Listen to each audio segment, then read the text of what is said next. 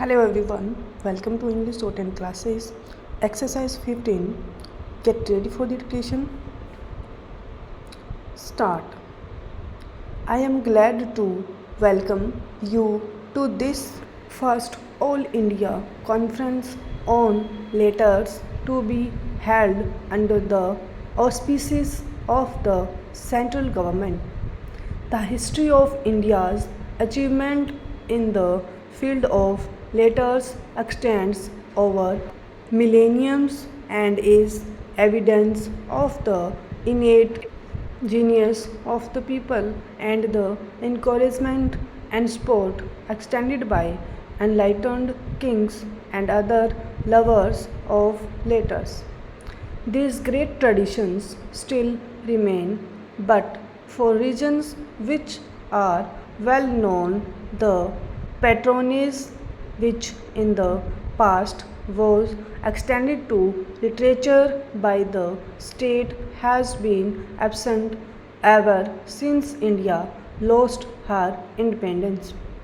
Now that India is free, it is imperative that we try to make up for the lost ground and create conditions in which our languages can develop their innate potentialities and contribute to the heritage of the world.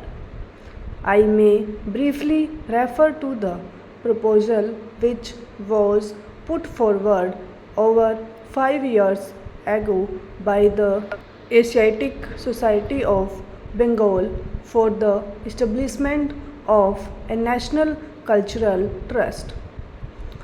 This was to be charged with the task of stimulating and promoting the culture of the country in all its aspects.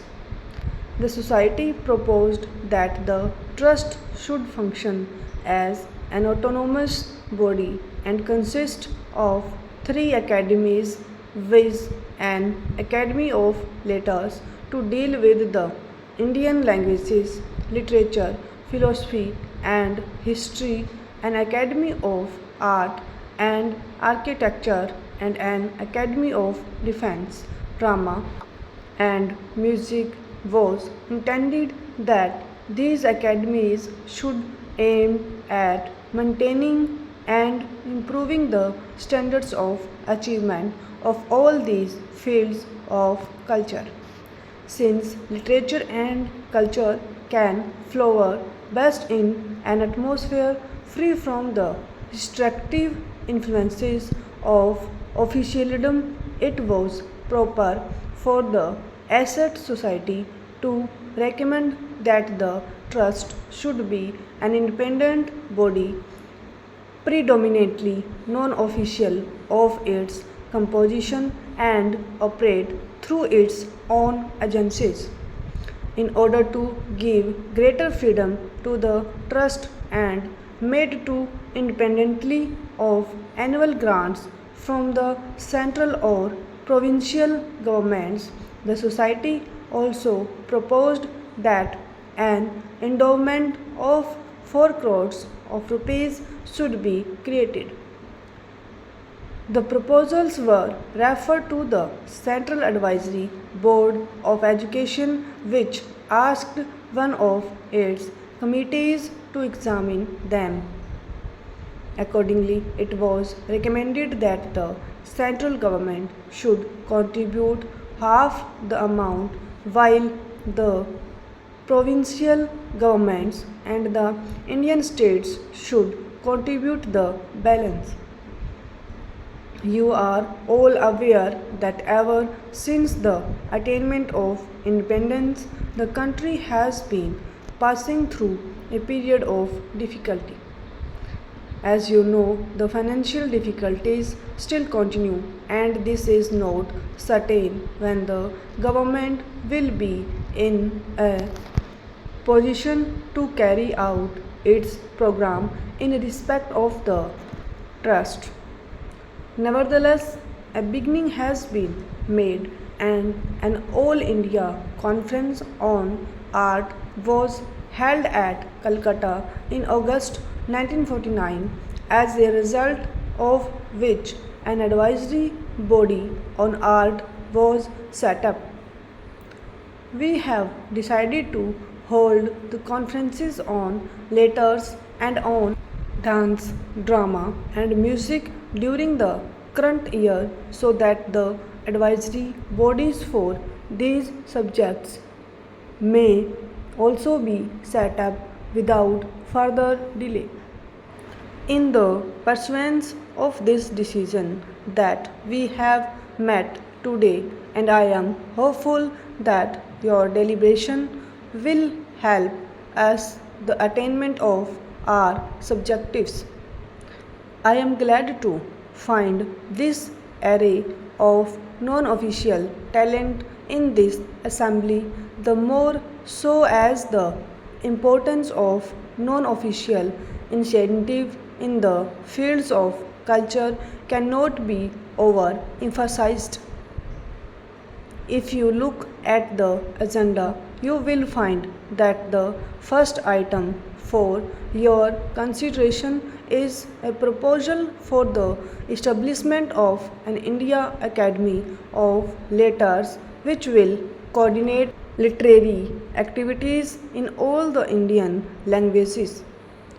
Coordinate is perhaps an unfortunate word because all literary creation is an expression of the freedom of the spirit and does not lend itself to control an organization.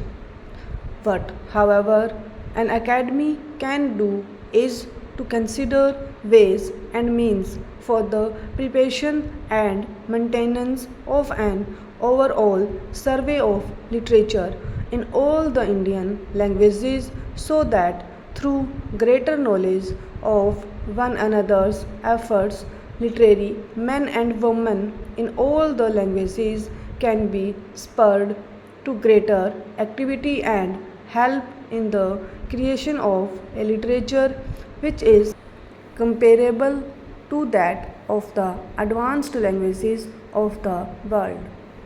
So long as there was an alien government in the country, the people were suspicious of any governmental interference in the sphere of literature and culture.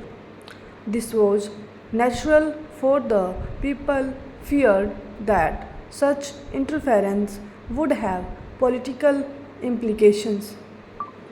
Today, with the establishment of a national government, there need be no such political fears, and some people, in fact, expect the government to be entirely responsible for the development of our languages. I would, however, like to state that even a national government cannot and should not be expected to develop literature and culture through official orders.